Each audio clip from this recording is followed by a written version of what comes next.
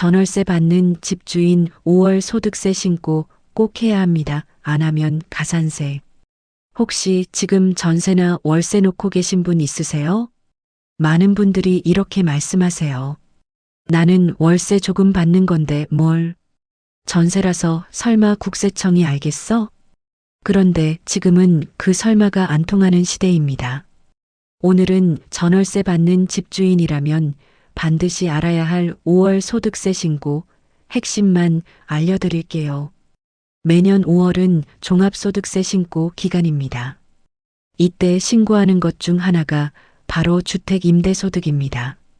직장인들은 연말정산으로 끝나지만 임대소득이 있는 집주인이라면 5월에 직접 신고를 해야 합니다. 많은 분들이 이런 오해를 하세요. 집 팔 때 양도세는 알겠는데 월세 받는 것도 세금을 내야 해? 네, 맞습니다. 월세도 경우에 따라서는 전세도 소득입니다. 2019년부터 주택임대소득에 대한 과세가 전면 시행됐거든요.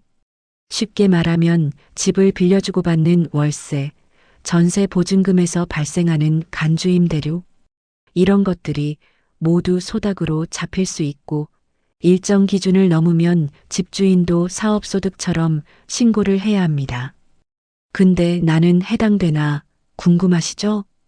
신고 대상 기준 크게 세 가지입니다. 첫째, 부부 합산 2주택 이상 보유자 월세를 받고 있다면 대부분 신고 대상입니다. 예를 들어 아파트 한 채에 오피스텔 한 채, 두 채를 가지고 월세를 받고 있다면 그 월세는 종합소득세 신고 대상이 될 수 있습니다. 여기서 집이 제 명의 하나인데요 하시는 분들 계시죠? 세법에서는 부부 합산 기준으로 계산하다 보니 배우자 명의까지 합쳐 두 채면 계산된다는 점 꼭 기억하셔야 합니다. 둘째, 기준시가 12억을 초과하는 고가 주택을 임대하는 1주택자. 예전엔 1주택자는 괜찮다고 알고 계신 분들이 많았는데 서울의 고가 아파트처럼 기준시가가 12억을 넘으면 한 채만 있어도 과세 대상이 될 수 있습니다. 셋째, 전세도 경우에 따라 과세됩니다. 저는 월세가 아니라 전세인데요. 이렇게 말씀하시는 분들, 세법에는 간주임대료라는 개념이 있거든요. 전세 보증금을 은행에 맡기면 이자가 생기듯 세법에서는 그 이자를 임대소득처럼 보는 겁니다. 3주택 이상이면서 보증금 합계 3억 원 초과하면 전세라도 세금 대상이 될 수 있습니다. 단 모든 전세가 다 해당되는 건 아니에요. 주거 전용 면적 40제곱미터 이하, 기준시가 2억 원 이하인 소형주택은 간주임대료 계산에서 제외됩니다. 빌라나 소형주택을 가진 분들은 내가 신고 대상인지 확인해 보세요. 결국 주택수, 보증금 규모, 주택가격 이 세 가지 조합에 따라 내 과세 여부가 결정됩니다. 그럼 신고 안 하면 어떻게 될까요? 국세청은 이미 다 알고 있습니다.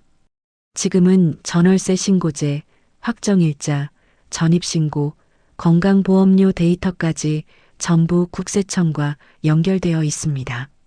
국토교통부가 전월세 거래 동향을 국세청에 넘기고 부동산 거래 정보와 세금 신고 내역이 자동으로 매칭되는 구조입니다. 예전처럼 모르고 넘어가겠지 하던 시대는 끝났습니다. 가산세는 두 가지가 동시에 붙습니다. 첫째, 무신고 가산세 납부세액의 20%, 고의적 부정신고라면 최대 40%까지입니다.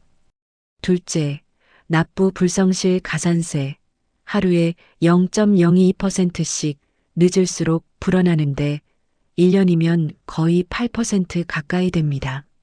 예를 들어 월세 50만 원짜리 집 한 채, 연간 임대소득 600만 원 제때 신고했다면 세금이 크지 않습니다. 이걸 분리과세로 신고하면 먼저 필요경비를 빼줍니다. 임대주택으로 등록하지 않은 경우 600만 원에 50% 300만 원을 경비로 인정해주면 남은 금액 300만 원입니다. 여기서 기본공제 200만 원 또 빼주면 과세표준 100만 원, 분리과세세율 14% 곱하면 세금 14만 원, 지방소득세 10%까지 더하면 총 15만 4천 원. 1년에 15만 원 넘는 금액입니다.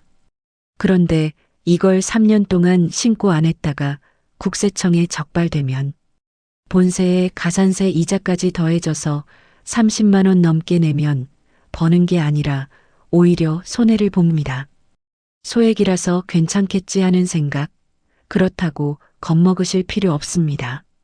신고 대상이라면 5월 31일 전에 홈택스에서 신고하세요. 임대소득이 연 2천만 원 이하라면 분리과세를 선택하면 계산도 간단합니다. 잘 모르겠다 싶으시면 가까운 세무서에 가셔서 무료 상담을 꼭 활용하세요. 세금은 아는 만큼 줄이고 모르는 만큼 손해봅니다. 부동산은 정보를 아는 사람에게는 기회가 되지만 모르고 지나가면 부담이 될 수도 있습니다. 내 임대소득이 얼마인지 확인하고 세금을 한번 계산해보고 신고만 제대로 해두면 충분히 대응할 수 있습니다. 부동산은 결국 준비하는 사람이 지켜내는 자산입니다. 마리옹기입니다.